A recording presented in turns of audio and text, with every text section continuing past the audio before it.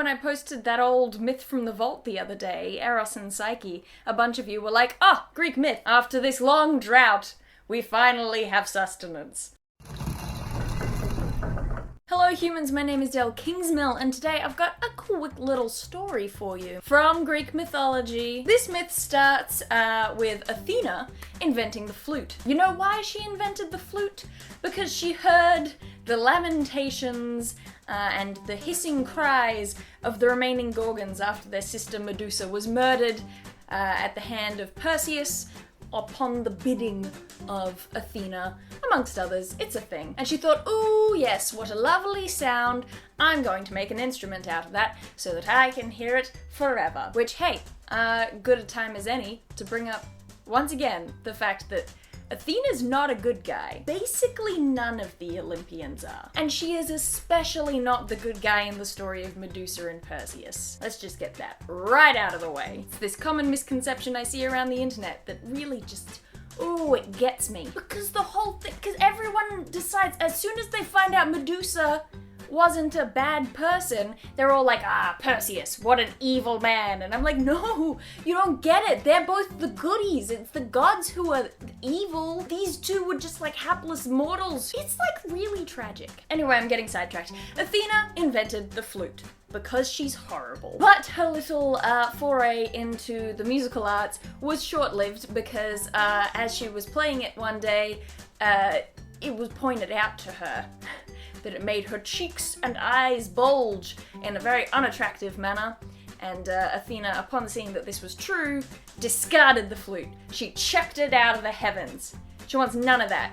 She wants only beautiful making instruments. Although my sister Shannon plays the flute, and I don't remember cheeks being that puffy when you're playing it right. Oh my gosh, it's so hot in here. Spring has arrived! So anyway, she tosses the flute out of the heavens and it lands down in the mortal realm where a dude, or possibly satyr, named Marsyas finds it. Marsyas was a humble shepherd. His name keeps tripping me up because it's spelt and pronounced in just the right way to make me think that it should be French. I keep wanting to call him Marsyas Pontmercy. Is Marius's surname Bridge Thanks? Marsyas picks up the flute, and whether by magic or just hours and hours of practice, he gets real good at playing it. He thinks that he's so good that he can challenge Apollo himself, god of music.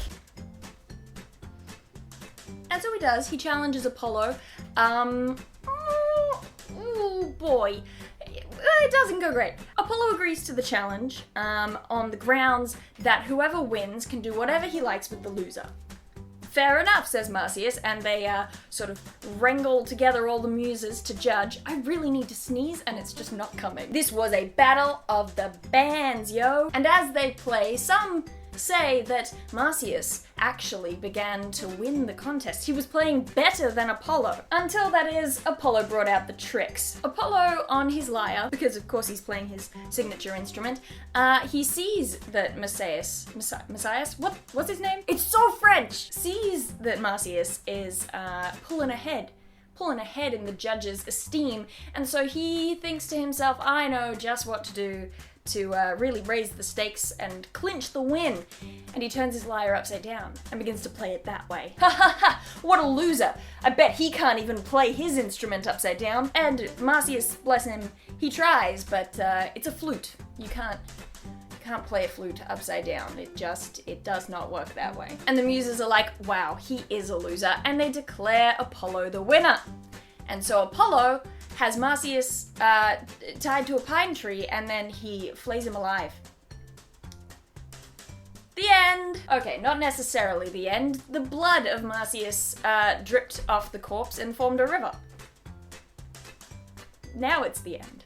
Greek mythology's a fun time. Alright team, I hope that you enjoyed that. If you did, you know how YouTube works. You can use all the interactive means to let me know that you enjoyed it. I had a springtime lookbook video that just came out as well that you can go and check out with your eyeballs if you're interested. Apart from that, I do believe that's it. I'm done. Email this to your grandma and I will see you some other time.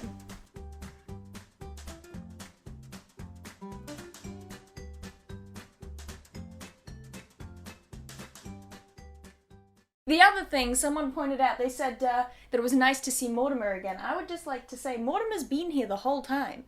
It's just a little more camouflaged up here.